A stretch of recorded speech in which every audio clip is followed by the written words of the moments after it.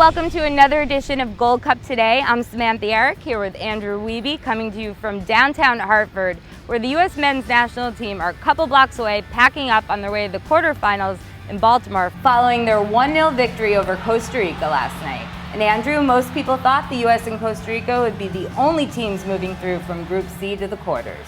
Yeah, and that is not the case. Cuba, with not necessarily a miracle, but a massive result against Belize in the first game of the night. They needed to win by at least 4 goals to push Martinique out of that second, third place spot. For much of the game, it didn't seem they would be able to do it. Ariel Martinez Gonzalez had a hat trick in this one, his first as international, but there was a goal called back late for offside, and it looked like Cuba was going to be out of luck. Then late on in stoppage time, Belize exhausted at this point. The ball falls in the box, the goal is scored, and Cuba celebrates like it's a World Cup. Afterward, they said, "This is a massive result from us."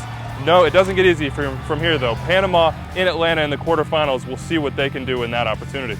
Well, you just mentioned a celebration. I would say the biggest celebration for the U.S. team last night was Brek Shea's first international goal. Couldn't have come at a better time. Yeah, redemption for Brek Shea. If you think back to that game on Saturday against Cuba, many panned his performance in the first half. Didn't seem to have it.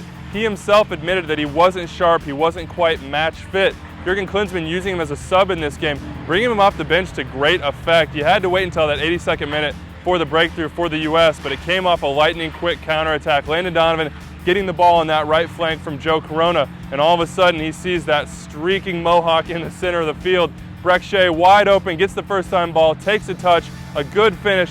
Patrick Pemberton in the Costa Rica goal got a hand on it, but it didn't matter. The U.S. crowds around Shea and celebrates. They said afterwards, look, this was a goal he needed, and he said, hey, I'm silencing the people talking smack. I mean, it makes me feel good that he has that confidence in me after the game I had last game to still believe in me and put me out there, and I'm just happy I could reward him. All these players, you know, we need to carefully build them and help them and support them when things go wrong, you know, when they have a bad game. And sooner or later it will pay off, you know. So when there's an opportunity like today, okay, there was not much at stake in terms of, you know, we were qualified, Costa Rica was qualified for the quarterfinals, but still giving them a taste of, you know, these type of battles, it's really important, even if it's just for 20 minutes or 25 minutes, you know? And especially Brek coming off that game in Salt Lake, you know, where a couple of balls slipped over his feet, you know, and he actually had a couple of very good moments there. 2 crosses that could have been easily 2 goals, you know, and then had bad moments. So we got to build them, keep on building them, giving them opportunities whenever possible, and making them understand that they only get better through a lot of work. Well, Andrew, as you mentioned, it took until that 82nd minute for the U.S. to break down the Costa Rican defense. And many before the game, including Jurgen Klinsmann, saying this was going to be the benchmark game for the U.S. team.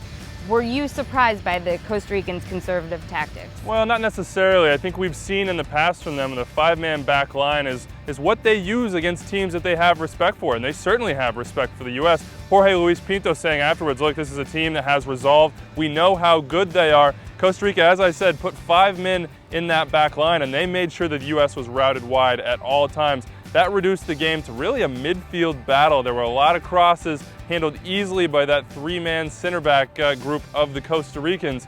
But I think the U.S. were a bit surprised. The reason being, Costa Rica had to win this match to move on and be first in the group. Now they have to face Honduras.